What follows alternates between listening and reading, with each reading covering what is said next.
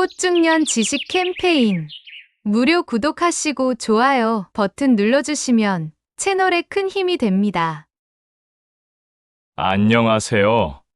여러분의 건강을 책임지는 이양범 박사입니다.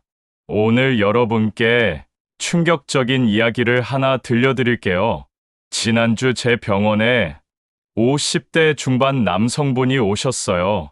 건강하게 살려고 매일 등산을 했다고 하시더라고요. 그런데 결과는 어땠을까요? 무릎 연골이 완전히 닳아서 인공관절 수술을 받아야 하는 상황까지 왔습니다. 건강해지려다가 오히려 더 빨리 늙어버린 거죠. 이런 일이 단순한 예외일까요? 절대 아닙니다. 하버드 의대의 최근 연구에 따르면 잘못된 운동으로 인한 중년층의 관절 손상이 지난 10년간 무려 300% 증가했다고 해요. 세계보건기구에서도 경고하고 있습니다. 중년 이후 무분별한 고강도 운동이 오히려 수명을 단축시킨다고 말이에요. 여러분, 혹시 이런 생각 해보셨나요? 나이 들수록 더 열심히 운동해야 한다고요? 틀렸습니다. 완전히 틀린 생각이에요. 39세 이후부터 우리 몸에는 놀라운 변화가 시작됩니다. 별도 훈련 없이는 연간 1%씩 근육이 감소해요. 더 심각한 건 근력입니다. 무려 4%에서 6%씩 떨어져요. 1년에 6%면 10년 후엔 어떻게 될까요? 근력이 절반 이상 사라지는 거예요. 근육이 줄어들면 뭐가 문제일까요? 관절 부담이 늘어나죠. 대사가 떨어져서 혈당과 혈압이 올라가요. 낙상 위험도 높아지고요.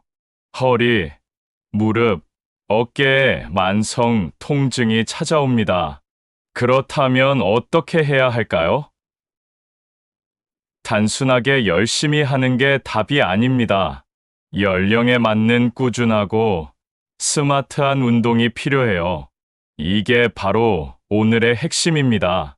놓치지 말고 메모해 두세요. 자, 그럼 본격적으로 들어가 볼까요? 먼저 절대 하면 안 되는 것들부터 말씀드릴게요. 제가 20년간 환자들을 진료하면서 가장 많이 본 실수가 뭔지 아세요?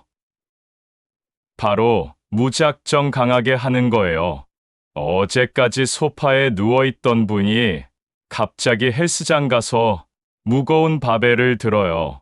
등산을 간다면서 무릎에 10kg짜리 배낭을 메고 가파른 산을 올라가죠. 이런 분들의 결말은 뻔합니다. 연골 파열, 인대 손상, 탈구, 낙상, 응급실에서 만나게 되는 거예요. 존스 홉킨스 의대의 연구 결과를 보면 체력이 부족한 상태에서 갑작스러운 고강도 운동을 할 경우 부상률이 일반인보다 8배나 높다고 해요. 8배입니다. 건강해지려던 운동이 독이 되는 순간이죠. 그럼 뭘 해야 할까요? 핵심은 3가지예요. 꼭 기억하셔야 합니다. 첫 번째, 근력 강화입니다. 특히 하체 근력이에요. 우리 몸에서 가장 큰 근육들이 어디에 있는지 아세요? 바로 허벅지와 엉덩이에 있어요. 대퇴사두근, 햄스트링, 이런 근육들이죠. 이 근육들이 왜 중요할까요? 무릎 관절을 보호해 주거든요. 근육이 튼튼하면 관절에 가해지는 충격을 흡수해 줘요. 또 우리 몸의 대사 엔진 역할을 해요.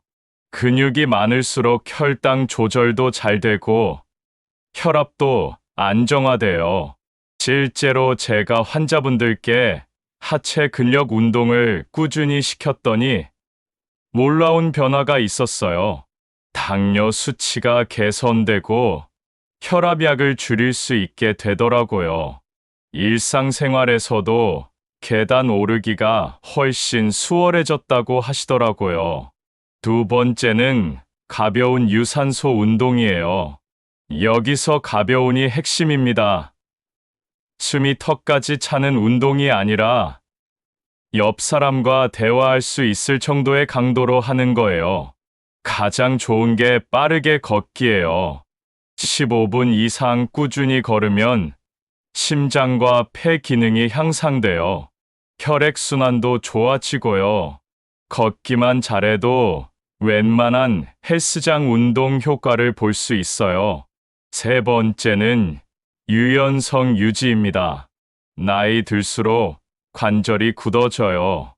어깨가 올라가지 않고 목이 돌아가지 않고 허리를 숙일 수 없게 되죠. 이걸 방치하면 일상생활이 정말 불편해져요. 그럼 구체적으로 뭘 어떻게 해야 할까요? 실천 방법을 알려드릴게요. 먼저 계단 오르기부터 시작해보세요. 엘리베이터 대신 계단을 이용하는 거예요. 처음엔 2층까지만 올라가도 돼요. 점점 늘려가면 됩니다. 이것만으로도 하체 근력이 많이 좋아져요. 그 다음은 스쿼트예요. 어려우면 의자에 앉았다 일어나는 동작부터 시작하세요. 하루에 20회씩 5세트 해보세요. 총 100회가 목표예요. 무릎이 아프면 절대 무리하지 마시고 횟수를 줄이세요. 스쿼트 할 때 주의할 점이 있어요. 무릎이 발끝보다 앞으로 나가지 않게 하세요. 엉덩이를 뒤로 빼면서 앉는 느낌으로 하는 거예요. 마치 뒤에 있는 의자에 앉으려는 것처럼 말이에요. 워밍업도 정말 중요해요. 운동 전에 5분에서 10분 정도는 꼭 몸을 풀어주세요. 제자리 걸음이나 가벼운 스트레칭으로 시작하면 돼요. 이게 부상을 예방하는 가장 확실한 방법이거든요. 마지막으로 한 가지 더 말씀드릴게요. 절대 욕심내지 마세요. 어제 20개 했다고 오늘 갑자기 50개 하면 안 돼요. 점진적으로 늘려가는 게 핵심입니다. 꾸준함이 강도보다 훨씬 중요해요. 이제 여러분이 가장 궁금해하시는 부분을 다뤄볼까요? 허리 아픈 분들, 목 아픈 분들 정말 많으시죠? 먼저 허리 이야기부터 해보겠습니다. 제가 진료실에서 가장 많이 듣는 말이 뭔지 아세요? 선생님, 윗몸 일으키기 열심히 했는데 왜 허리가 더 아파요? 이런 말이에요. 여러분, 이 부분은 꼭 기억하셔야 합니다. 허리는 한 부위만 강하게 만든다고 해결되지 않아요. 전신이 유기적으로 움직여야 하는 거예요. 윗몸 일으키기나 강한 허리 신전 운동을 무작정 하면 어떻게 될까요? 척추 움직임이 제한돼요. 오히려 통증이 악화되죠. 스탠포드 대학 정형외과에서 발표한 연구를 보면 잘못된 허리 운동으로 인한 디스크 악화 사례가 내년 증가하고 있다고 해요. 그럼 허리에는 뭐가 좋을까요? 미세한 반복 운동이에요. 심호흡과 함께 허리를 전후좌우로 아주 살짝 움직이는 거예요. 마치 춤을 추듯이 말이에요. 제가 환자분들께 추천하는 방법이 있어요. 의자에 앉아서 숨을 깊이 들이마시면서 가슴을 살짝 펴보세요. 그리고 내쉬면서 등을 살짝 둥글게 만들어 보세요. 이걸 10번 정도 반복하는 거예요. 또 하나는 앉았다 일어나기예요. 단, 너무 깊이 앉으면 안 돼요. 의자의 앞쪽 13지점에 살짝 앉았다가 일어나는 정도면 충분해요. 이것만으로도 허리 주변 근육들이 자연스럽게 활성화돼요. 그리고 이건 정말 중요한데 30분마다 한 번씩은 자리에서 일어나세요. 가만히 앉아 있는 게 허리에는 독이에요. 화장실 가거나 물 마시러 가거나 뭐든 좋으니까 일어나서 몇 걸음이라도 걸어주세요. 이제 목과 거북목 이야기를 해볼까요? 요즘 스마트폰 때문에 거북목인 분들 정말 많으시죠? 목만 뒤로 당기려고 하는 분들이 많은데 이것도 잘못된 방법이에요. 목은 혼자 움직이는 게 아니에요. 가슴, 즉 흉곽과 함께 움직여야 해요. 목만 억지로 펴려고 하면 뒤쪽 근육이 과긴장돼서 두통이 생기고 어깨까지 아파져요. 제가 추천하는 방법을 알려드릴게요. 양손을 가슴 앞에서 깍지 끼고 숨을 들이마시면서 팔을 위로 쭉 뻗어보세요. 이때 가슴이 활짝 열리는 느낌이 들어야 해요. 그러면 목이 자연스럽게 제자리로 돌아가요. 또 하나는 어깨 돌리기예요. 어깨를 앞으로 5번, 뒤로 5번 천천히 돌려주세요. 갈비뼈도 함께 움직인다는 느낌으로 하면 더 좋아요. 목과 어깨가 한 번에 풀리는 느낌을 받으실 거예요. 호흡과 함께 하는 것도 중요해요. 숨을 들이마실 때 가슴을 열고 내쉴 때 어깨에 힘을 빼는 거예요. 이렇게 하면 목 주변 근육의 긴장이 자연스럽게 풀려요. 마지막으로 걷기에 대해 말씀드릴게요. 걷기가 단순해 보이지만 제대로 걸으면 전신 운동이 돼요. 보폭부터 이야기해 볼까요? 너무 큰 보폭도 너무 작은 보폭도 좋지 않아요. 자신의 키에서 100을 뺀 정도가 적당해요. 키가 170cm라면 보폭을 70cm 정도로 하는 거죠.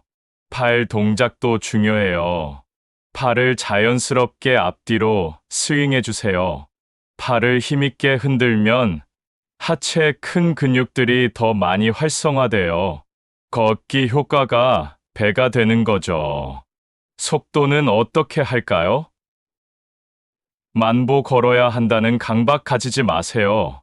관절 상태에 맞춰서 하는 게 중요해요. 어떤 날은 천천히, 어떤 날은 조금 빠르게, 이렇게 변화를 주는 게 좋아요. 걸을 때 발 착지도 신경 써보세요. 발 뒤꿈치부터 착지하되 너무 세게 찍지 마세요. 마치 계란을 밟는다는 느낌으로 부드럽게 착지하는 거예요.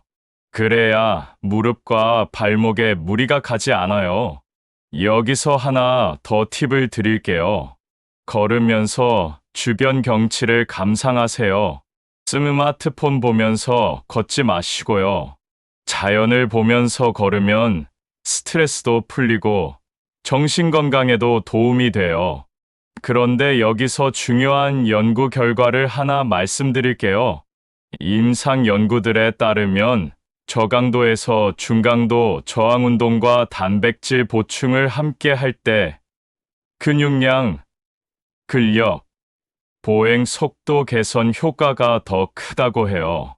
특히 운동 직후 단백질 섭취가 걷기 능력 개선에 유리하다는 보고가 있어서 근력 운동과 함께 적절한 단백질 섭취도 권장합니다.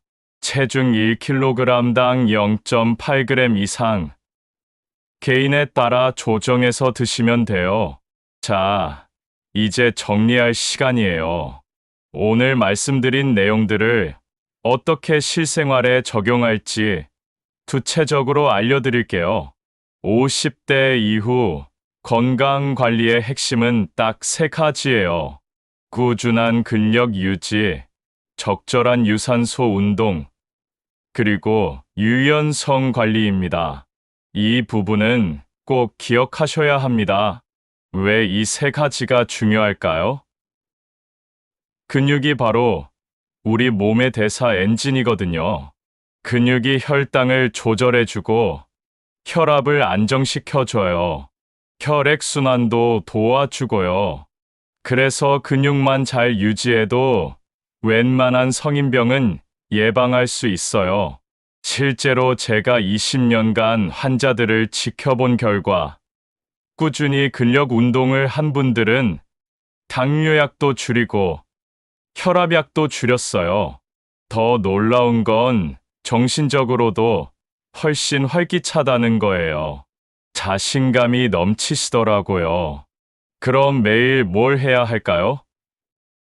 복잡하게 생각하지 마세요. 매일 소량이라도 근육을 자극해주면 돼요. 아침에 일어나서 스쿼트 20개, 점심 후에 계단 오르기, 저녁에 15분 빠른 걷기. 이 정도만 해도 충분해요. 거창한 헬스장 운동 프로그램 필요 없어요. 여기서 절대 하지 말아야 할 것들도 다시 한번 말씀드릴게요. 고강도 운동, 무리한 중량, 충격적인 운동은 금물이에요. 과도한 스트레칭도 위험해요. 근육이나 인대가 늘어날 수 있거든요. 통증이 있을 때는 어떻게 해야 할까요? 무리하지 마세요. 부드럽고 작은 범위부터 시작하는 거예요. 아프면 쉬고 괜찮아지면 천천히 다시 시작하고, 이게 바로 스마트한 운동법이에요. 마지막으로 여러분께 당부하고 싶은 말이 있어요. 나이 듦을 두려워하지 마세요. 60대, 70대에도 충분히 건강하고 활기찬 삶을 살 수 있어요. 단지 방법을 바꾸면 되는 거예요. 어제보다 오늘, 오늘보다 내일 조금씩 더 건강해지는 여러분이 되시길 바라겠습니다. 건강한 나이 들기, 우리 함께 해봐요.